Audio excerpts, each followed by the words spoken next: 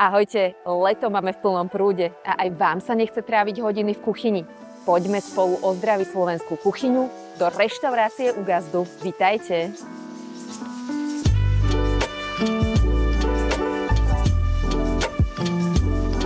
Dobrý deň. Dobrý deň. Dnes som zavítala do slovenskej reštaurácie U Gazdu. Čo vás viedlo ku konceptu slovenskej kuchyne?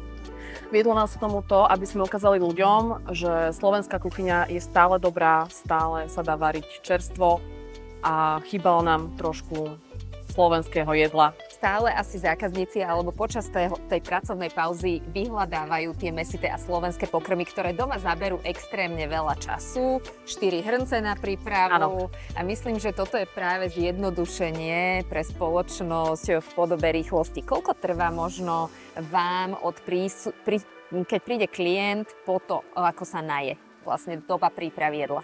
Tuto to majú veľmi rýchlo, naozaj prídu, vyberú si z dennej ponuky, dievčatá naložia na tanier a vlastne môžu hneď papať 5 minút a sú vybavení so všetkým. Super, určite si to prejdem a pozriem si, čo ponúkate. Máte nejaké vylepšováky, ktoré možno aplikujete v reštauráciách, aby ste možno ponúkli zdravé stravovanie, keďže vieme, že ľudia a ten životný štýl, trend sa týmto smerom uberá. Napriek tomu chceme zostať lokálny, slovenský a milujeme slovenské jedlá, čiže kto by nemiloval halušky, kto by nemiloval sviečkovú. Je tam nejaká možnosť, ako to pripravujete? Zdravšie? Určite áno, snažíme sa menej zahusťovať múkou, naozaj snažíme sa použiť čerstvú zeleninu, radšej zahustiť tým zemiačikom, zeleninou, takže naozaj obmedzujeme takéto zahusťovanie múkou, skôr prírodnou cestou, formou, snažíme sa výjsť všetkým ľuďom v ústretí, či už ktorí majú všelijaké intolerancie, áno.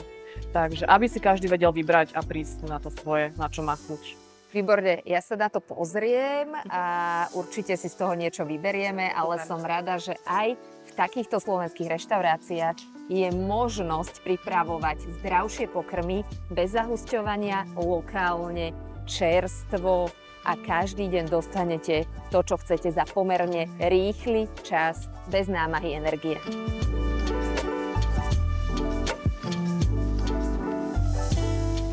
Zavítali sme aj do kuchyne za pani Livkou, ktorá varí tieto chutné slovenské pokrmy.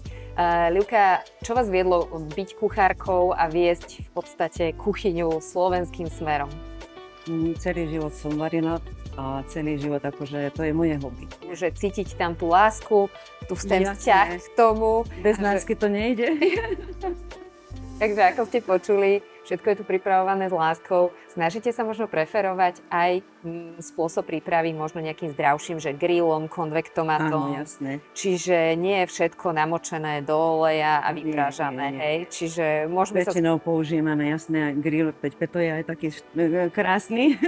Jasné, chápem, že je používaný pomerne často, lebo viem, že máte veľa mäsových pokrmov, čiže ľudia sú tu nastavení častejšie na také ťažšie mäsité jedlá. Lokálnosť asi preferujete, že a keď to viete dochutiť láskou, tak už asi nie je o čom.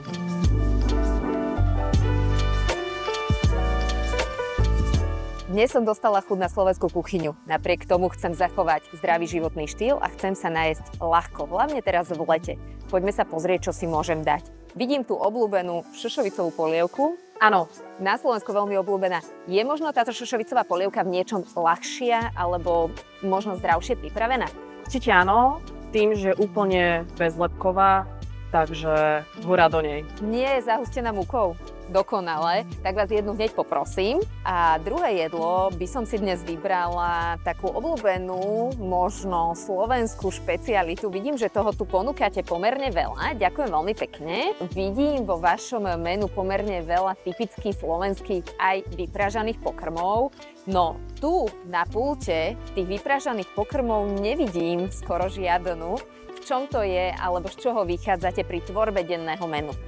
Hlavne ideme podľa sezóny. Teraz naozaj máme letný čas, takže sa snažíme dať ľuďom niečo ľahšie, zdravšie, aby sa im lepšie pracovalo, keď sa napapajú, aby neboli unavení. Takže... Čiže siahajú ľudia v lete po menej vypražaných pokrmoch. Super. Určite áno. Zohľadňuje sa tu práve aj tá sezónnosť, letnosť a preferencia zákazníka. Ja vás prosím koložvárskú kapustu. Je to, myslím, typické obľúbené jedlo A čo je zdravšie na tejto kapuste, je lokálnosť potravín, slovenské mäsa, bezlepkovosť. To znamená, ak máte možnosť vybrať si bez lepku, bez smotany, odľahčíte svoj pokrm ešte viacej. Takže myslím si, že aj takáto typická slovenská špecialita vás dokáže nielen dobre zasytiť, ale aj dodať telu vyrovnaný pomer živín a viac bielkovín. Ďakujem veľmi pekne.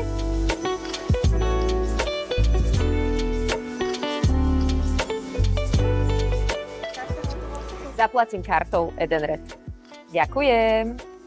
Aj slovenská kuchyňa vie byť zdravšia. Presvedčili ma o tom dnes aj u gazdu a preto túto reštauráciu môžem len odporučiť.